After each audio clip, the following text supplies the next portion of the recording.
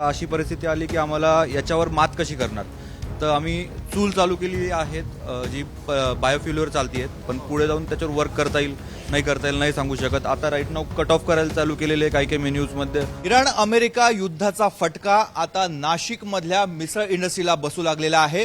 नाशिकमध्ये 300 ते 350हून अधिक मिसळ सेंटर आहेत, मात्र आता हे टप्प्याटप्प्याने बंद होत आहेत की काय अशी परिस्थिती निर्माण झाली आहे. कारण मिसळसाठी लागणारा कमर्शियल गॅस हा आता त्याचा पुरवठा बंद झालेला आहे. त्यामुळे जिथे दिवसाला 5 ते 6 सिलेंडर लागायचे तिथे आता केवळ एका सिलेंडरवर काम चालवावं लागतंय आणि हाही पुरवठा आता वितरकांकडनं बंद करण्यात आलेला आहे. त्यामुळे आता अतिशय प्रतिकूल परिस्थितीमध्ये मिसळचा व्यवसाय सुरू ठेवण्याची वेळ इथल्या संचालकांवर आली आहे. आपण बघतोय की नाशिकच्या ग्रेप एम्बेसी मिसळ सेंटरवर आहोत आणि इथे ज्या पद्धतीने मिसळ बनवली जाते किंवा जो त्यांचं मेनू कार्ड होतं, ह्या मेनू कार्डमध्ये आता हळूहळू कटोती सुरू करण्यात आलेली आहे. हळूहळू एक एक पदार्थ कमी केला जातोय. संचालक प्रतीक पिंगळे आपल्यासोबत आहेत. सध्याची काय परिस्थिती आहे? सध्या सिलेंडरची एवढी मोठी स्कॅरसिटी वॉरमुळे म्हणजे इतका मोठा प्रॉब्लेम आला आहे. हळूहळू म्हणजे 1-2 आठवड्यापासून सिलेंडरची स्कॅरसिटी जाणवायला लागली होती.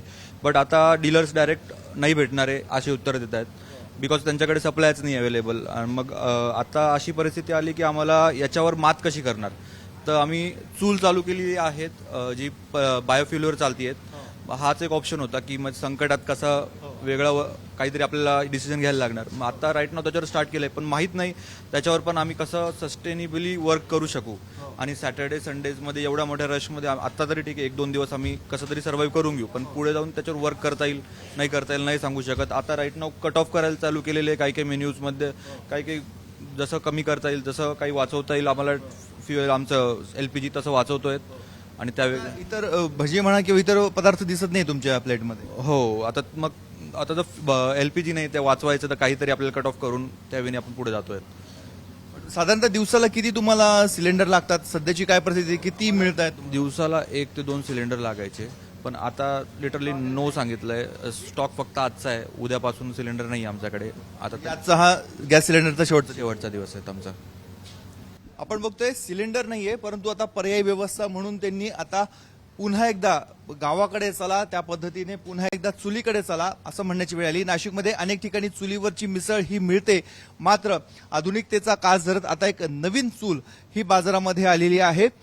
ॲग्री वेस्टच्या माध्यमातून ही चूल पेटवली जाते. हे सगळे जे आहे ॲग्री वेस्ट आहे आणि हे या चुलीमध्ये टाकतात आणि त्यानुसार ही चूल पेट घेते आणि अशा पद्धतीने दुसरा पर्याय इथे करण्यात आलेला आहे. नेमकं ही चुलीचं काम कसं चालतं, काय काय याच्यामध्ये इंधन म्हणून वापर केला जातो? नमस्कार. आज ह्या डिझास्टर जे आलेला आहे गॅस इंधनाचा तुटवडा, याच्या 2-3 वर्ष आधीपासून आम्ही ह्या इनोव्हेशनमध्ये काम करतो आहे.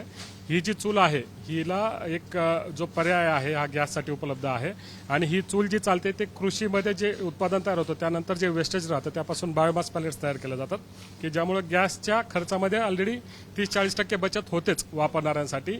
प्लस गॅसचे जे साईड इफेक्ट आहेत त्याच्याऐवजी ही चूल पूरक आहे आणि ते करताना सुद्धा शेतकऱ्याला याच्या जे काही कृषी मालातून जे उत्पादनातला जे वेस्टेज राहतं त्यातून 2 पैसे यातून मिळतात आणि हे पॅलेट्स त्यामध्ये वापरले जातात. एक चांगला पर्याय आज लोकांपुढे आहे, पण स्थानिक जी काही छोटे ग्राहक आहेत त्यांना अजून हा माहित नाही. आपल्या माध्यमातून मागणी वाढते की काय नाही?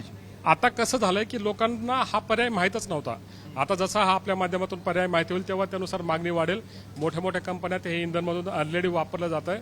आमची इच्छा आहे की स्थानिक ग्राहकांना किंवा छोट्या व्यावसायिकांना जर अडचण येत असेल तर तिथे हा उपलब्ध होऊ शकतो. आपण बघतोय अनेक ठिकाणी पारंपरिक चुलीचा वापर केला जातोय, लाकडांचा वापर केला जातोय, मात्र लाकडाचा देखील पुरवठा हा कमी होऊ नये, पर्यावरणाचा ऱ्हास होऊ नये यासाठी ॲग्री वेस्ट हा पर्याय आता समोर आलेला आहे. त्यामुळे एका बाजूला नाशिकच्या मिसळ उद्योग हा धोक्यामध्ये आलेला आहे, तर दुसऱ्या बाजूला असे नवीन उपाय देखील समोर येत आहेत. त्यामुळे इराण अमेरिका इस्रायल युद्धावर लवकरात लवकर तोडगा काढावा आणि ही परिस्थिती सर्वसमावेशक व्हावी अशीच मागणी आता नाशिकच्या मिसळप्रेमींकडनं व्यक्त होत आहे.